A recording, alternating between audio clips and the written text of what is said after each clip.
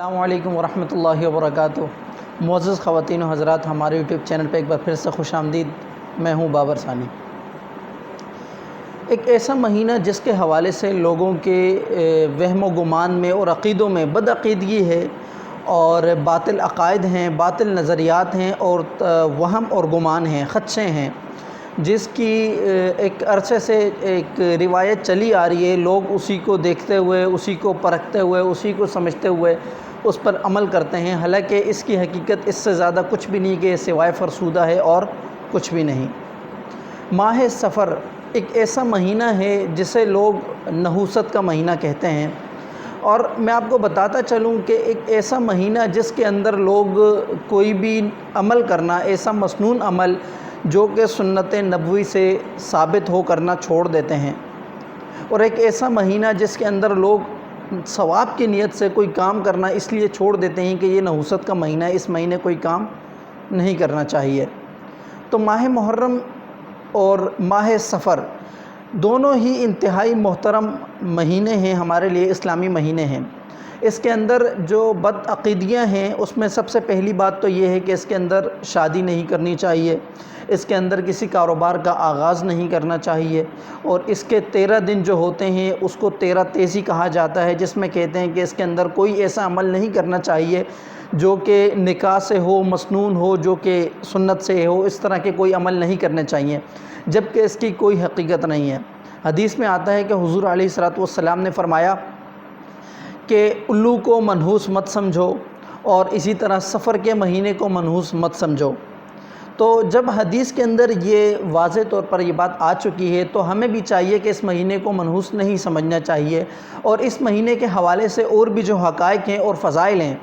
حقائق اپنی جگہ، فضائل اپنی جگہ، وہ تمام آج ہم اس ویڈیو میں آپ کو بتائیں گے۔ ہمارے ساتھ موجود ہیں مفتی ابراہیم صاحب، جن سے آج ہم جانیں گے کہ اس مہینے کی فضیلت کیا ہے، اور جتنے بھی باطل عقائد اور باطل نظریات ہیں، جو منکرات ہیں، اور ان کو ہم کس طرح لوگوں کو ہم اس کو اویئر کر سکتے ہیں، لوگوں کو اس سے، اور لوگوں کو بتا سکتے ہیں کہ یہ گمراہ عقیدہ ہے، ایک باطل نظریہ ہے جس کی کوئی حقیقت نہیں ہے، اور آج کی ویڈیو میں ہم جانیں گے۔ السلام علیکم ورحمۃ اللہ وبرکاتہ۔ وعلیکم السلام ورحمۃ اللہ وبرکاتہ۔ جی بالکل بابر بھائی، یہ جو آپ نے سوال اٹھایا ہے اس حوالے سے کہ ماہ سفر میں اس وقت ہمارے معاشرے میں بہت سارے باطل خیالات، باطل نظریات رواج پا چکے ہیں۔ اگر میں آپ کو تھوڑا سا پیچھے تاریخ کی طرف لے کر جاؤں تو باطل خیالات و نظریات، توہم پرستی، یہ اس کی تاریخ بڑی پرانی ہے۔ یعنی کہ یہ آپ کے زمانہ اسلام سے پہلے جو لوگ وہاں آباد تھے تو ان میں بھی یہی جاہلانہ خیالات سارے رائج تھے، اس طرح کے، اور بڑے عجیب عجیب خیالات ان کے تھے، نظریات تھے، کہ میں بھی آپ کو بتاؤں تو مثال کے طور پر ماہ سفر، ویسے تو اس کے معنی آتے ہیں اسلام کا دوسرا مہینہ،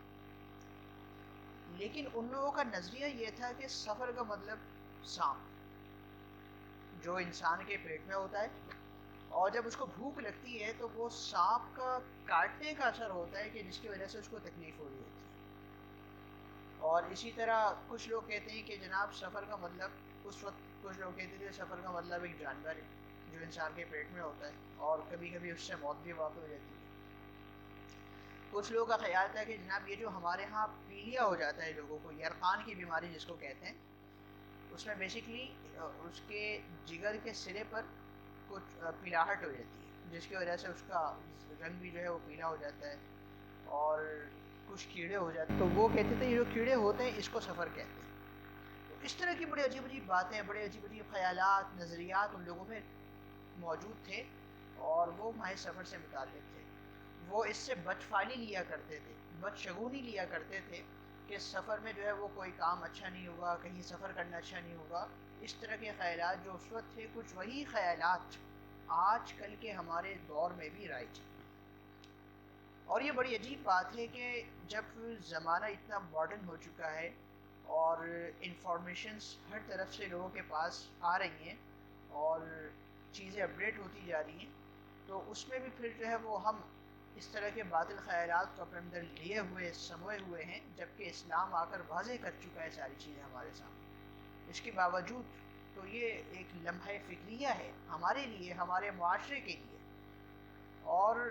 جو اسکالرز ہیں ان کو چاہیے، مذہبی اسکالرز کو، علماء کو، کہ وہ باقاعدہ طور پر ان کی خرابیوں کو واضح کریں. لوگوں کی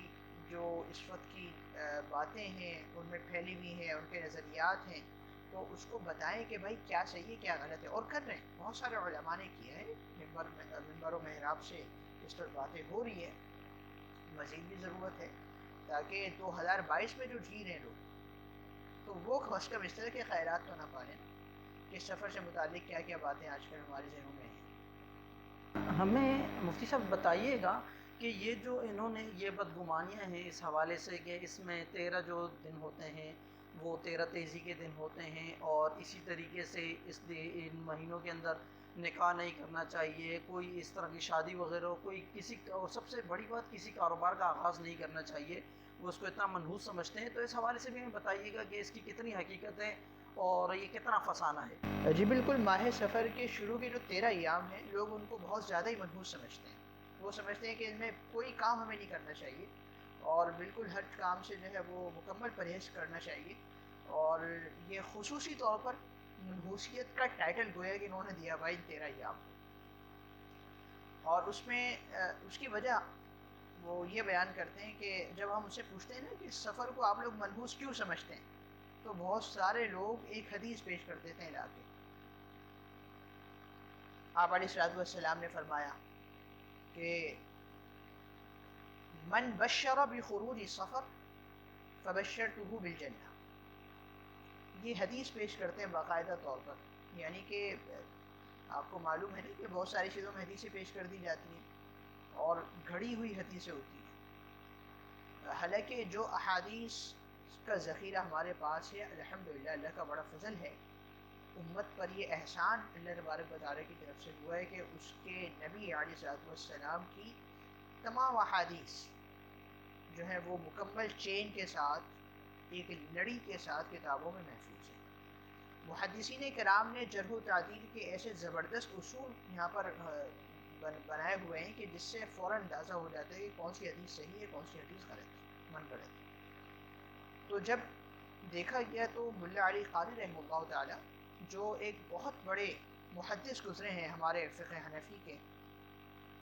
تو انہوں نے ایک کتاب لکھی موضوعات کے نام سے، موضوعات ملا علی قاری کے نام سے ہم اس کو جانتے ہیں. تو اس کے اندر انہوں نے یہ حدیث کوٹ کی ہے، من بشرا بخروج سفر فبشرته بالجنہ، کہ جس نے سفر کے مہینے کے نکل جانے کی مجھے خوشخبری سنائی تو میں اس کو جنت کی خوشخبری سناتا ہوں. اور لکھا کہ یہ موضوع حدیث ہے، اس سے استدلال باطل ہے، اس کو بطور دلیل کے ہم پیش نہیں کر سکتے. تو جو لوگ اس حدیث کو پیش کرتے ہیں اپنے خیالات کی تائید میں، تو ان سے گزارش ہے کہ پہلی بات تو یہ کہ ملا علی قاری رحمہ اللہ تعالیٰ نے اپنی کتاب موضوعات کے اندر اس حدیث کو موضوع لکھا ہے، اور موضوع حدیث سے استدلال نہیں کیا جا سکتا، اس کو ہم ایز اے ریفرنس پیش نہیں کر سکتے. دوسری بات یہ ہے کہ اگر آپ تھوڑی دیر کے لیے اس سے قطع نظر بھی کر لیں کہ یہ موضوع نہیں ہے، ہم اس کو حدیث مانتے ہیں، تب بھی اگر آپ اس کے الفاظ پہ غور کریں کہ جس نے سفر کے مہینے کے گزر جانے کی خوشخبری دی تو میں اس کو جنت کی خوشخبری دیتا ہوں، اس کے اگر آپ الفاظ پہ غور کریں گے تو اس کے الفاظ سے کہیں واضح نہیں ہو رہا کہ آپ نے یہاں پر سفر کی منحوسیت کو بیان کیا ہو یا اس کی طرف اشارہ کیا ہو. تو یہ بات بھی ہے، بلکہ اس کے پیچھے ایک بیک گراؤنڈ ہے. اگر اس کو آپ حدیث مانتے بھی ہیں تو اس کے پیچھے بیک گراؤنڈ یہ ہے کہ جب آپ علیہ الصلوۃ والسلام کی وفات کے دن قریب آ گئے ماہ ربیع الاول میں، تو آپ علیہ الصلوۃ والسلام کو اس کی طلب تھی کہ جلدی وہ مہینہ آ جائے تو میں اللہ تبارک و تعالیٰ سے ملاقات کروں. تو اس میں یہ ہو سکتا ہے کہ انہوں نے یہ بات کہی ہو کہ ماہ سفر جلدی گزر جائے اور ربیع الاول آ جائے تو میں اس کو جلدی خوشخبری دے دوں. خلاصہ یہ ہے کہ اس سے سمجھ میں کہیں بھی نہیں آ رہا کہ ماہ سفر منحوس ہے. تو یہ جو غلط فہمی ہمارے لوگوں میں رائج ہے کہ وہ ماہ سفر میں کوئی کام نہیں کریں گے اور شادی بیاہ کی تقریبات نہیں کریں گے اور اسی طرح کسی اہم پروجیکٹ کو شروع نہیں کریں گے، اس کا افتتاح نہیں کریں گے، یہ سارے خیالات باطل ہیں، ان سے مکمل ہمیں بچنا چاہیے۔ یہ اسلام کا دیا ہوا کوئی نظریہ نہیں ہے، اس کے پیچھے کوئی دلیل نہیں ہے، یہ لوگوں کے اپنے بنائے ہوئے ہیں۔ یہ سارے مہینے اللہ تبارک و تعالیٰ کے بنائے ہوئے ہیں، محترم ہیں، تو ہر ایک مہینے کے آتے ہوئے جو ہے وہ ہمیں اس طرح کے خیالات نہیں رکھنے چاہیے۔ تو مفتی صاحب، ہمیں ماہ سفر کے حوالے سے کیا کرنا چاہیے؟ آپ کیا کہتے ہیں کہ ہمیں اس مہینے کے اندر کون سے اعمال کرنے چاہیے، اور جو عقیدے ہیں کون کون سے عقیدوں کو ہمیں ترک کرنا چاہیے اور کن عقیدوں کو ہمیں اختیار کرنا چاہیے؟ مثال کے طور پہ سنت، نکاح ہو گیا، شادی بیاہ ہو گیا اور کام کا آغاز ہو گیا، تو یہ تمام کام اس مہینے میں ہمیں کرنے چاہیے یا نہیں کرنے چاہیے؟ دیکھیں، ماہ سفر جس طریقے سے دیگر مہینے ہیں اسلام کے، اسی طرح ماہ سفر بھی ایک مہینہ ہے۔ کچھ مہینے بہت زیادہ محترم ہوتے ہیں، جیسے رمضان کا مہینہ ہے، اور باقی نارمل مہینے ہیں۔ تو جو کام ہم دیگر مہینوں میں کرتے ہیں وہی کام بعینی ہی ہم سفر کے مہینے میں بھی کر سکتے ہیں، اس میں کوئی حرج نہیں ہے، کوئی نحوست نہیں ہے، کوئی بدفعلی نہیں ہے۔ لہٰذا جو آپ عبادات کرتے ہیں وہ بجا لائیں، شادیوں کی تقریبات ہیں بالکل کریں، اور اسی طریقے سے کسی اہم پروجیکٹ کا آپ افتتاح کرنا چاہتے ہیں، کوئی پروگرام جو ہے وہ ارینج کروانا چاہ رہے ہیں، تو جو چیزیں آپ کرنا چاہتے ہیں وہ سب آپ اس میں کر سکتے ہیں، اس میں کوئی حرج نہیں ہے، اس میں کوئی برائی کی بات نہیں ہے، بالکل یہ اسی طرح ایک نارمل مہینہ ہے جس طرح دیگر مہینے ہیں۔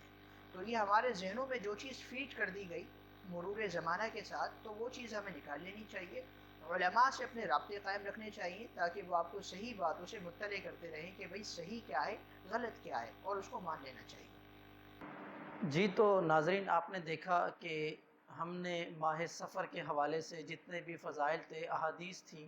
اور وہ جو بدعقیدگی پھیلی ہوئی تھی لوگوں میں، آپ کو اس سے آگاہ کرنا چاہا، اور الحمدللہ ہم ایک حد تک اس میں ہم سمجھتے ہیں کہ جو بدگمانیاں تھیں، بدعقائد تھے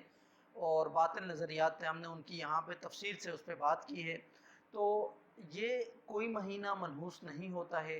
ہر اسلامی مہینہ اسلام کے اعتبار سے ایک عزت کا اور ایک قدر کا اور معتبر مقام رکھتا ہے،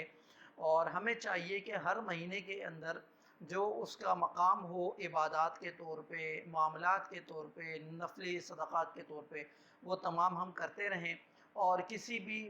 مہینے کے حوالے سے ہم بدعقیدگی کا شکار نہ ہوں۔ تو مجھے اجازت دیجیے گا، اپنا اور اپنا ارد گرد کے لوگوں کا خیال رکھیے گا۔ اب ملاقات ہوتی ہے اگلی ویڈیو میں۔ السلام علیکم ورحمۃ اللہ وبرکاتہ۔